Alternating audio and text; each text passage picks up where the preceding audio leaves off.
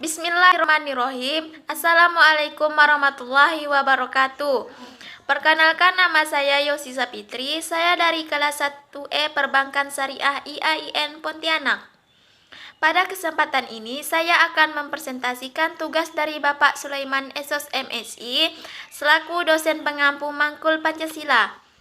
Di sini saya akan menjelaskan tentang hak dan kewajiban warga negara. Di sini saya akan menjelaskan tentang fungsi negara. Fungsi negara adalah melaksanakan keamanan dan ketertiban dalam masyarakat. Untuk menghindari hal tersebut, maka dalam bernegara, negara dan warga negara sama-sama memiliki hak dan kewajiban. Kesadaran akan hak dan kewajiban sangatlah penting agar terciptanya kehidupan yang dinamis. Baiklah, saya akan menjelaskan tentang pengertian warga negara. Dalam penetapan warga negara, dalam suatu negara ditentukan oleh peraturan perundang-undangan, di mana termuat dalam pasal 26 ayat 1 Undang-Undang 1945. Warga negara adalah orang-orang Indonesia dan orang-orang bangsa lain yang disahkan oleh undang-undang sebagai warga negara. Selanjutnya, pengertian hak dan kewajiban. Pengertian hak dapat dipahami sebagai hak asasi manusia, di mana termuat dalam Undang-Undang 39 tahun 99. Di mana termuat dalam Undang-Undang 39 tahun 1999 hak asasi manusia. Hak asasi manusia adalah hak yang melekat pada hakikat dan keberadaan manusia sebagai makhluk Tuhan yang Maha Esa dan merupakan anugerahnya yang wajib dihormati, dijunjung tinggi, dan dilindungi oleh hukum dalam pemerintahan dan setiap orang demi kehormatan serta perlindungan harkat dan martabat manusia. Kewajiban asasi adalah kewajiban dasar yang harus dijalankan oleh seseorang dalam kaitannya dengan kepentingan dirinya sendiri, alam semesta, masyarakat, bangsa, negara, maupun kedudukannya sebagai makhluk Tuhan. Di Indonesia, antara hak dan kewajiban harus dipenuhi warga negara secara seimbang. Hak diri seringkali dileburkan dalam hak kolektif atau sosial. Di samping hak pribadi, seseorang terdapat hak-hak orang lain, sehingga masing-masing individu harus menghargai hak-hak individu yang lain, yang kemudian melahirkan kewajiban-kewajiban warga negara. Selanjutnya, perkembangan hak asasi manusia di Indonesia. Pada tahun 1945 sampai 1959,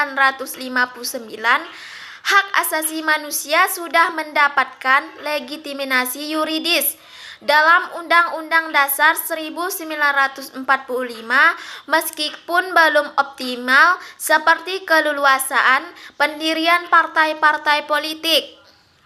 Pada tahun 1959 sampai 1966 terjadi pemasungan hak asasi sipil dan politik seperti hak untuk berserikat, berkumpul, dan berpendapat dengan tulisan.